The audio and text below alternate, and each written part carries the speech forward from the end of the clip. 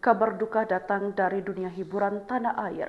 Aktor senior Nasrullah atau dikenal dengan Mat Solar meninggal dunia pada Senin 17 Maret 2025 pukul 10:30 menit.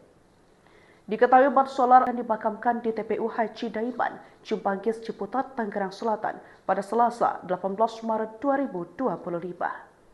Saat ini jenazah Mat Solar yang bernama Nasrullah disemayamkan di rumah duka kawasan Bambu Apus, Pamulang, Tangerang Selatan. Pantauan Sripoku.com dari Instagram Ricky Diah Pitolak pemeran Oneng tampak memposting foto Mat Solar saat berperan sebagai Pacuri. Di akhir kalimatnya, Ricky terlihat mengucapkan maaf kepada Mat Solar. Hal itu lantaran Ricky belum bisa mewujudkan ganti rugi tanah milik Mat Solar. Sebelumnya diketahui pada tahun 2015, Mat Solar mengalami serangan stroke yang menyebabkan kesehatannya menurun dan aktivitasnya di dunia hiburan mulai berkurang. Kondisinya sempat membaik, tetapi pada tahun 2018, ia kembali mengalami stroke yang lebih parah. Akibatnya, ia harus berhenti total dari dunia hiburan dan lebih fokus pada pemulihan kesehatannya.